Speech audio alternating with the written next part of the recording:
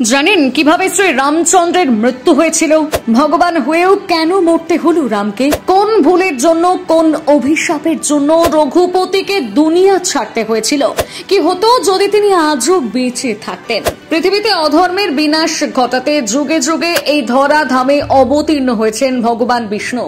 কখনো কৃষ্ণ রূপে, কখনো নৃসিংহ রূপে, আবার কখনো পরশুরাম রূপে।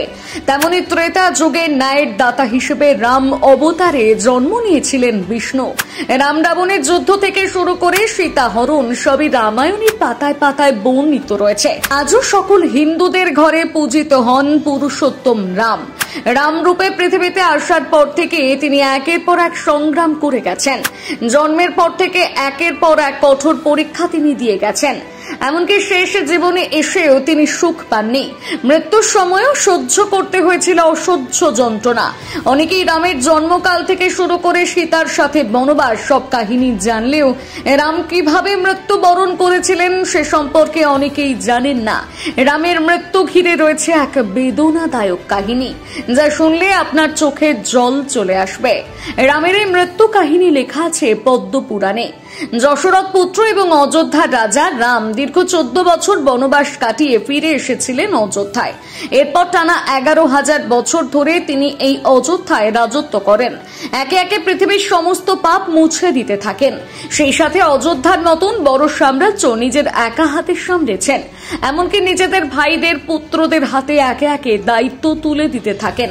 পৌরাণিক কাহিনী অনুসারে সেই সময় সীতাও মর্ত ছেড়ে বৈকুণ্ঠে ফিরে গিয়েছিলেন। আর এই সময়টা রাম তার স্ত্রীকে ছাড়া একা একা কাটিয়েছেন এই পৃথিবীতে।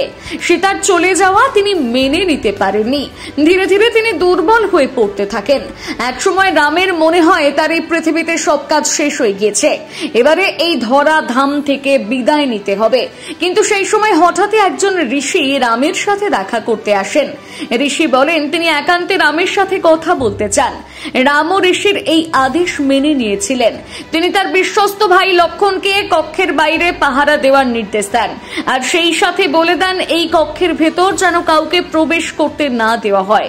কেউ যদি এই আদেশ অমান্য করে তাহলে তাকে মৃত্যুদণ্ড দেওয়া হবে। লক্ষণও রামের কথা মতন কক্ষের বাইরে পাহারা দিতে শুরু করেন। এরপরে যা ঘটে তা শুনলে আপনি অবাক হয়ে যাবেন। পদ্মপুরাণ অনুসারে যে ঋষি রামের সাথে দেখা করতে এসেছিলেন তিনি ছিলেন কালদেব। স্বয়ং ব্রহ্মা তাকে পাঠিয়েছিলেন এই কথাটি বলতে যে পৃথিবীতে রামের সময় ফুরিয়ে এসেছে এবং তিনি যে উদ্দেশ্যে পৃথিবীতে এসেছিলেন সেই উদ্দেশ্য পূরণ হয়ে গিয়েছে। এখন তাকে বৈকুণ্ঠে ফিরে যেতে হবে। আর এই সময় কক্ষের বাইরে উপস্থিত হন ঋষি দুর্বাসা। তিনি রামের সঙ্গে দেখা করবেন বলে দাবি করেন, কিন্তু লক্ষণ স্পষ্ট জানিয়ে দেন যে এই সময় তার ভাই কারোর সাথে দেখা করতে পারবে না। আর এই কথা শুনে ঋষি দুর্বাসার মেজাজ সপ্তমে চড়ে যায়। তিনি বলেন তাকে দেখা করতে না দিলে রাম, লক্ষণ সহ গোটা রঘুকুলকে অভিশাপ দেবেন, আর এই অভিশাপে অযোধ্যাবাসী ধ্বংস হয়ে যাবে। ঋষি দুর্বাসার এই হুমকি শুনে লক্ষণ কিছুটা ভয় পেয়ে যায়। তিনি কি করবেন না করবেন এই ভেবে ব্যাকুল হয়ে পড়েন। অতঃপর দাদাকে বাঁচাতে এবং গোটা রঘুকুলকে বাঁচাতে সেদিন তিনি বড় সিদ্ধান্ত নেন। দাদার আদেশ অমান্য করে তিনি সেই কক্ষে প্রবেশ করেন।